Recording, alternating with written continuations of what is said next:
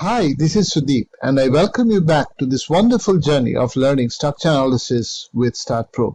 In the last session, we had been discussing in details about the use of equations of equilibrium. We had discussed how we could apply some ingenuity to conveniently solve the equations of equilibrium. We had also discussed about an alternative way of solving one of the statically determinate structures that we had already solved in one of our past sessions. In this session, we intend to find out whether the alternative method we had used is a valid way of using the equation of equilibrium. But before we go forward, please do take a moment to hit the subscribe button and join us in this wonderful journey of learning structure analysis with StatPro. In the last session, we were discussing about the alternative solution of reactions for this statically determinate structure.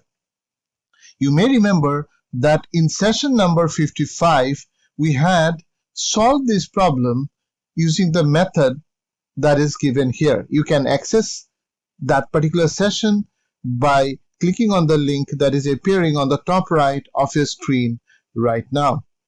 Now, in that session, that is session number 55, we had used both sigma fx equal to 0 and sigma fy equal to 0, and we had also taken the moments of the applied and reaction forces about node number 1 to solve the equations of equilibrium.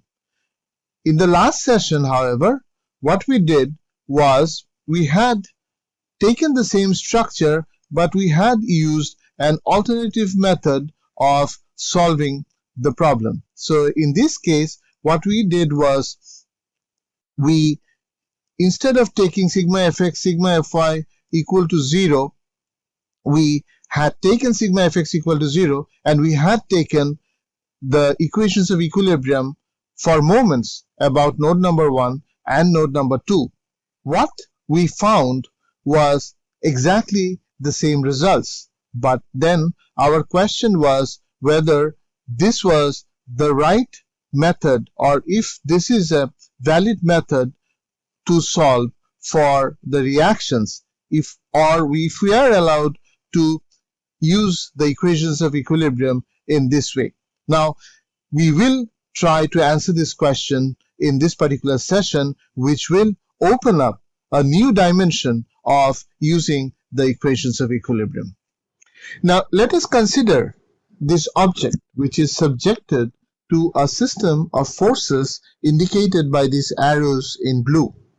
Now, let us consider that this system of forces has a resultant R. This would mean that the system would not be in equilibrium.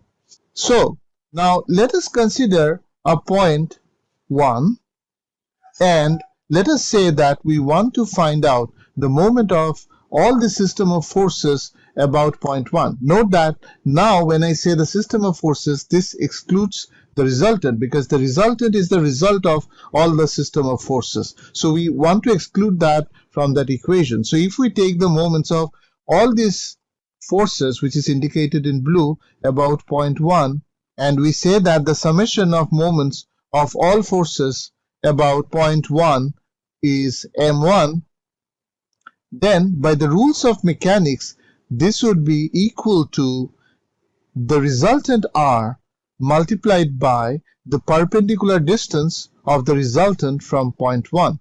Now, what you need to do is you need to drop a line, a perpendicular line from point 1 to the resultant R, and find out that distance. Let us say that the distance is Z.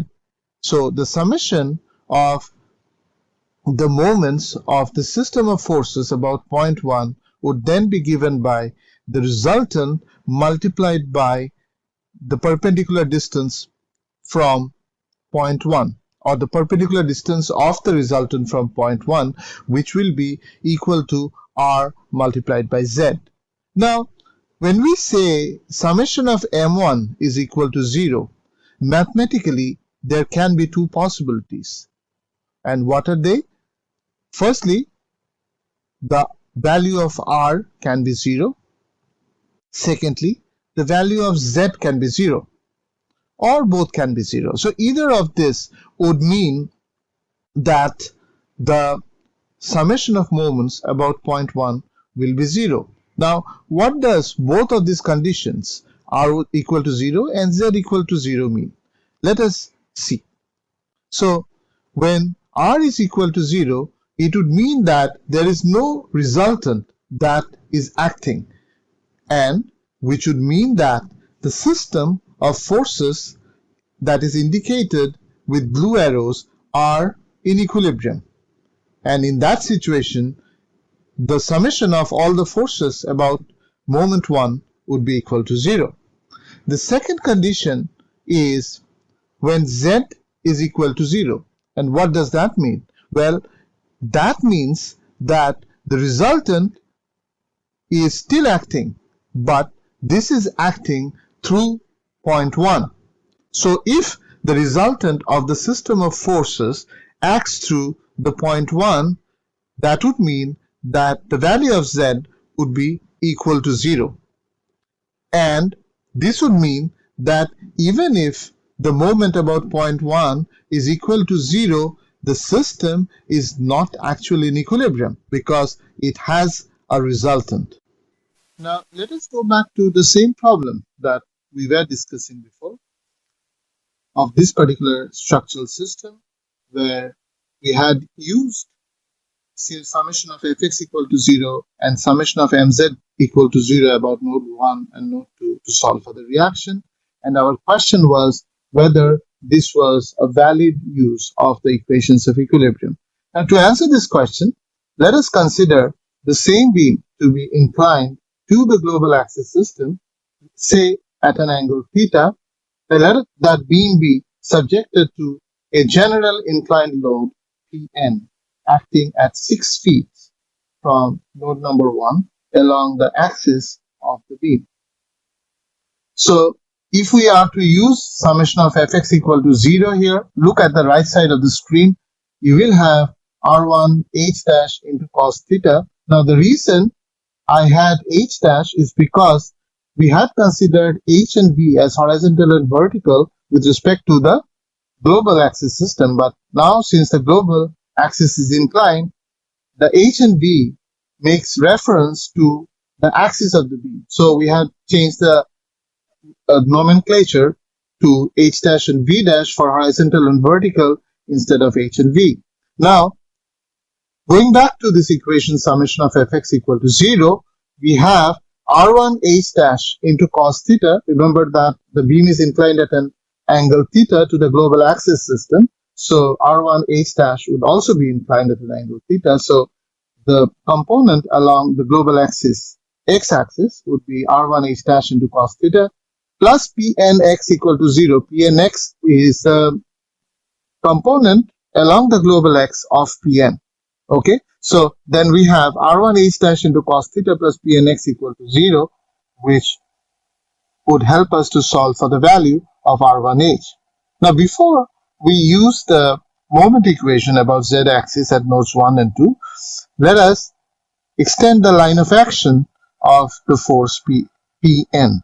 And let us consider the perpendicular distance from node 1 to the line of action of Pn as z1, and the perpendicular distance of the line of action of Pn from node 2 as z2. So if we solve mz1, summation of mz1 equal to 0, we get r2v dash into 18. It would be anticlockwise, so it's positive. And then we have Pn into z1, and that too is positive because this 2 creates an anticlockwise moment, and we set that equal to 0, based on which we can solve for the value of r2v. Again, we can, let us take the summation of the moments of the forces about node number 2. So we have r1v dash into 18. The sign would be negative because that creates a clockwise moment. And then we have Pn into z2, which again is a clockwise moment. So the sign is negative. And we put that equal to 0, and we can solve for r1v. Now, let us consider a situation, or let us assume that this system of forces that we see on the screen are not in equilibrium. And there is a resultant that is obtained by the vector addition of all the force. Now, let us consider that resultant acts along the axis of the beam. Now, in this case, if you look carefully, if you take the summation of moments of all the forces about node number 1, the summation of the moments would be 0 because the resultant is passing through node number 1. Similarly, if you take the summation of the moments of the forces about node number 2, that would be 0 because, again, the resultant is passing through node number 2. So, summation of m1 equal to 0 and summation of m2 equal to 0 combined with summation of fx equal to 0 doesn't necessarily mean that the system is in equilibrium, because under this condition, if the resultant passes through both the points where we are taking the moments of, then it could be a situation where the system is not in equilibrium, and yet those system of equations that we have assumed are valid. So in these cases, what we need to do is we need to do an additional verification as summation of Fy equal to 0. So we need to check if the moments or if the forces that we get along the global y-axis are equal to 0. And if that is equal to 0, then the system is definitely in equilibrium. So in the next session, what we'll do is we will consider another structure that we had solved. So remember that we had solved two structures. The first one we had manually solved in session number 55, and the other was solved in session number 57. And we will take up that structure that we had solved in session number 57, and let us try and use alternative equations of equilibrium to solve for the reaction of that structure. And then we will analyze the validity of the use of those equations in that form to solve for the reactions. That we will do in the next session. But I hope you have really liked the session today, and if you have, please to hit the like button, and please join us in the next session, which would be next week. Till then, bye bye.